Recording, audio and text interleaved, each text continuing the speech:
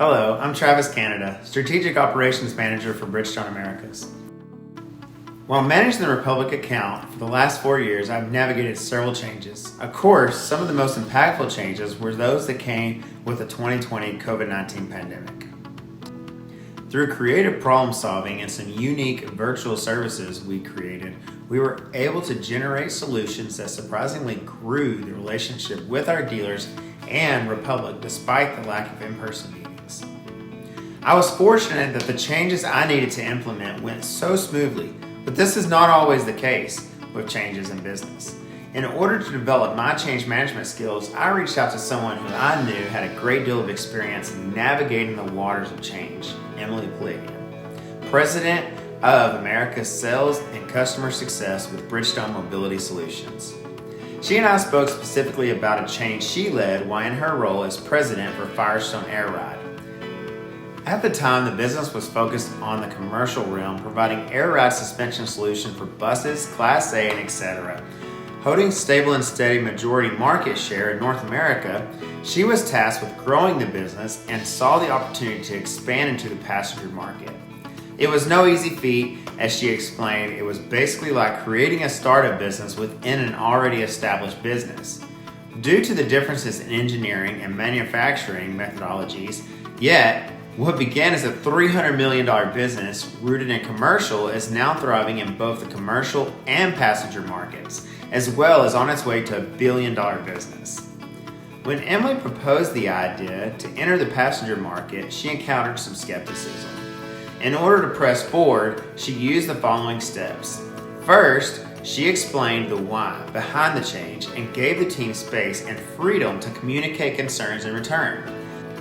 Next, she spent a good amount of time basically cheerleading in the beginning, relating to the team's struggles while keeping them focused on the goal and vision and providing the resources and support they needed to succeed. As the ball began to roll, the team gained their own motivation and the project gained winning momentum. She explained that this is normal, that no one likes change, but understanding the why and the reward, whether for the employee or the company, can help tremendously. After hearing about the ups and downs and ultimate success that Emily has encountered working with the Air Ride Group, I began to research more about change management, as she suggested. Without proper change management, managers can expect increased stress and tension throughout the process, not to mention higher potential of rework, resistance, and even failure. Prior to implementing a change, leaders need to craft a vision and a detailed plan. The full scope of impact should be mapped out as detailed as possible. Will the change affect scheduling, budget, resources, quality? What supports will be needed? Are risks involved? And most importantly, what does execution and follow-up look like? Leaders can identify KPIs to establish a baseline and how success will be measured.